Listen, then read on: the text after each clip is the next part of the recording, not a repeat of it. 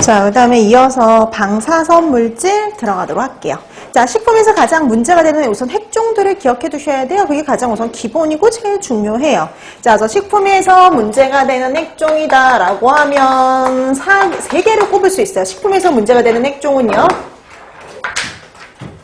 스트론튬 90, 세슘 137, 그리고 요드 131. 얘네들이 식품에서 문제가 되는 핵종이에요. 그래서 식품에서 문제가 되는 핵종 그러면 요 세 가지입니다. 스트론튬 90, 세슘 137, 요드 131. 근데 가장 문제가 되는 것 그러면 요 두 가지예요. 가장 문제가 되는 것 그러면 스트론튬 90, 세슘 137이에요. 그 이유가 있어요.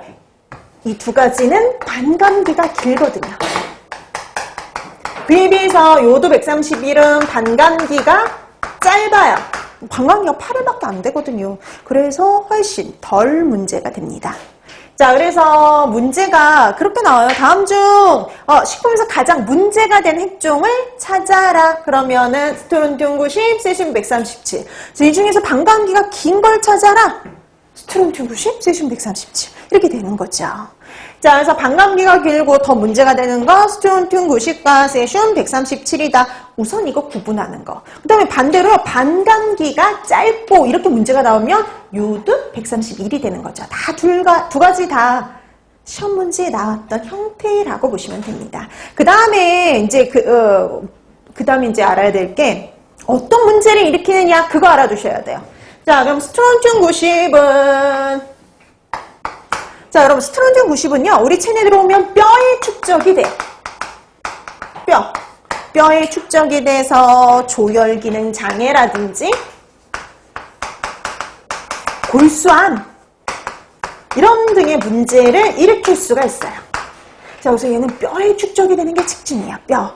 그러니까 여러분, 반감기가 길다는 소리는 우리 체내에 들어와서 잘 배설이 안 돼요. 분해가 잘 안 돼요. 그래서 축적되어서 보통 문제가 되는데, 보통 스트론튬 90은 뼈에 축적되어서 문제를 일으킨다? 이렇게 기억을 해두시면 돼요.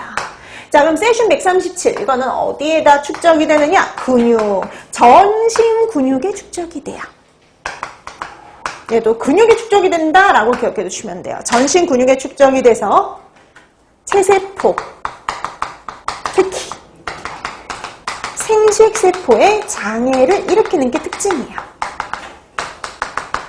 저 세슘 137은 체세포, 특히 생식세포의 장애를 일으켜요. 근데 더 중요한 건 근육에 축적이 된다는 게 더 중요해요. 자, 그 다음에 요드 131은 반감기가 짧다라고 얘기했잖아요. 반감기는 짧지만 얘도 문제를 일으켜요. 어디다 문제를 일으키느냐? 갑상선이에요. 그래서 표적기관이 갑상선이에요.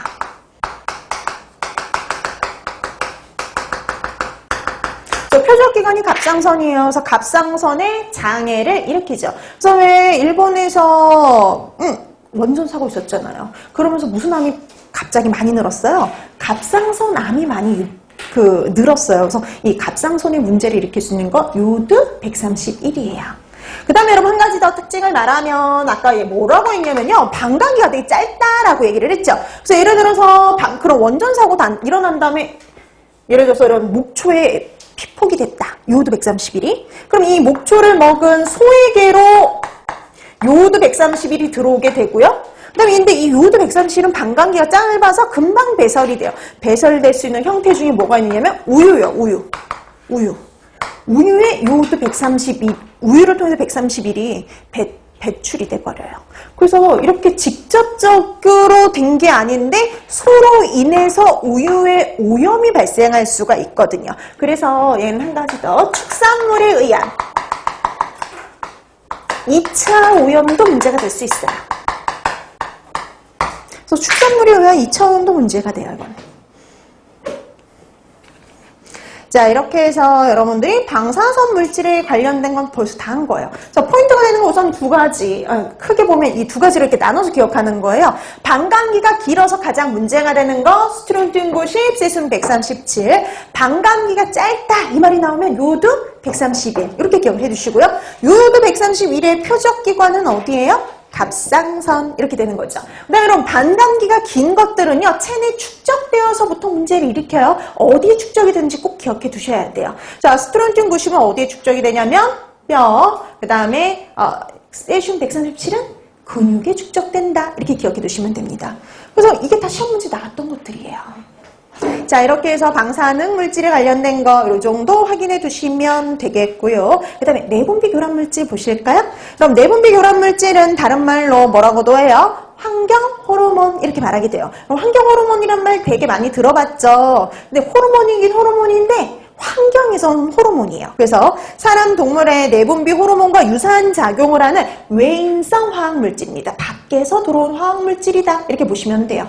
그래서 생식장애, 그러니까 불임 같은 거, 그 다음에 암, 발육 이상, 면역계 이상 이런 다양한 문제를 일으키죠. 그래서 여러분 대표적인 물질 보세요. 다이옥신, PCB, DDT, 푸탈산 유도체. 여러분 이 푸탈산 유도체가 푸탈레이트가 뭐냐면 우리 아까 열 가소성 수지의 가소제로 사용됐던 것들 있죠. 그게 바로 푸탈레이트예요. 자, 그다음에 비스페놀 A. 그럼 뭐 비스페놀 A는 여러분 뭐 시험 문제는 여기까지는 잘 안 나오긴 하는데 여러분 예전에 이런 뉴스 들어본 적 있어요? 애기들 우유병, 젖병에서요 환경 호르몬이 검출됐다라고 막 그러면서 난리 난 적이 있거든요. 그게 바로 비스페놀 A예요. 근데 여러분들이 먹는 데서도 용출이 돼요. 대표적인 게 어디냐면 여러분 요즘에 많이 사용하는 플라스틱